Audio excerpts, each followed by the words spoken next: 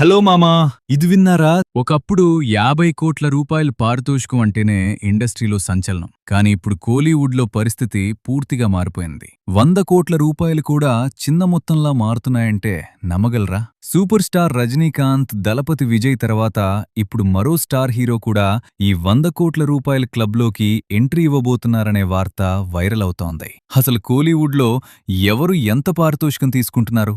ఈ టాప్ 3 హీరోలు ఎలా కొత్త రికార్డులు సృష్టిస్తున్నారు? పూర్తి వివరాలు ఇప్పుడు చూద్దాం. కోలీవుడ్లో పారితోషికం గురించి మాట్లాడితే ముందుగా గుర్తుకొచ్చే పేర్లు సూపర్ స్టార్ రజనీకాంత్, దళపతి విజయ్. ఈ ఇద్దరి సినిమాలకు దేశవ్యాప్తంగా, విదేశాల్లో కూడా భారీ మార్కెట్ ఉంది. అందుకే వీరి సినిమాల థియేట్రికల్ బిజినెస్ వందల కోట్లలో జరుగుతోంది. ఇండస్ట్రీలో వినిపిస్తున్న సమాచారం ప్రకారం వీరు ఒక్కో సినిమాకు 150 కోట్ల రూపాయల నుంచి 200 కోట్ల రూపాయల వరకు పారితోషికం అందుకుంటున్నారని ప్రచారం ఉంది. వీరిద్దరూ సౌత్ ఇండియాలోనే అత్యధిక రెమ్యునరేషన్ అందుకుంటున్న హీరోలుగా కొనసాగుతున్నారు. ఇక ఈ లిస్టులో 3వ స్థానంలో నిలుస్తున్న స్టార్ హీరో అజిత్ కుమార్. తమిళనాడులో అజిత్కున్న మాస్ ఫ్యాన్ ఫాలోయింగ్ గురించి ప్రత్యేకంగా చెప్పాల్సిన అవసరం లేదు. ఆయన నటించే ప్రతి సినిమా భారీ ఓపెనింగ్ సాధిస్తోంది. పాన్ ఇండియా మార్కెట్ కూడా పెరగడంతో అజిత్ ప్రస్తుతం 100 కోట్ల రూపాయలకు పైగా పారితోషికం తీసుకుంటున్నారని సినీ వర్గాల్లో ప్రచారం జరుగుతోంది. ఇప్పుడు అందరి దృష్టిని ఆకర్షిస్తున్న పేరు హీరో సూర్య.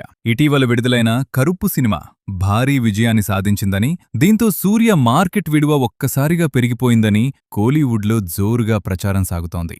దీంతో తన 49వ సినిమా నుంచి సూర్య 100 కోట్ల రూపాయల రెమ్యునరేషన్ డిమాండ్ చేస్తున్నారనే వార్తలు సోషల్ మీడియాలో వైరల్ అవుతున్నాయి. అయితే ఈ విషయంపై ఇప్పటివరకు ఎలాంటి అధికారిక ప్రకటన రాలేదు. సూర్య ఎప్పటినుంచో కంటెంట్ ఆధారిత సినిమాలు, కమర్షియల్ ఎంటర్టైనర్స్ రెండింటినీ బ్యాలెన్స్ చేస్తూ తనకంటూ ప్రత్యేకమైన మార్కెట్ను నిర్మించుకున్నారు. అందుకే ఈ వార్తలు అభిమానుల్లో మరింత ఆసక్తిని పెంచుతున్నాయి. ఇక మరోవైపు యువ స్టార్ శివకార్తికేయన్ కూడా వేగంగా టాప్ లీగ్ వైపు దూసుకెళ్తున్నారు. అమరన్ వంటి విజయాల తర్వాత ఆయన పారితోషికం 60 కోట్ల రూపాయలకు చేరిందని సమాచారం. భవిష్యత్తులో భారీ పాన్ ఇండియా ప్రాజెక్టులతో 100 కోట్ల రూపాయల క్లబ్లోకి అడుగుపెట్టే అవకాశాలు కనిపిస్తున్నాయి. అలాగే లెజెండరీ నటుడు కమల్ హాసన్ కూడా విక్రమ్ విజయంతో మళ్లీ టాప్ రేస్లోకొచ్చారు. భారీ ప్రాజెక్టులతో ఆయన మార్కెట్ మరింత పెరుగుతోందని సినీ విశ్లేషకులు భావిస్తున్నారు. మొత్తానికి కోలీవుడ్లో స్టార్ హీరోల మార్కెట్ రోజురోజుకు పెరుగుతోంది. రజనీకాంత్, విజయ్, అజిత్ తర్వాత సూర్య కూడా 100 కోట్ల రూపాయల క్లబ్లోకి చేరతారా?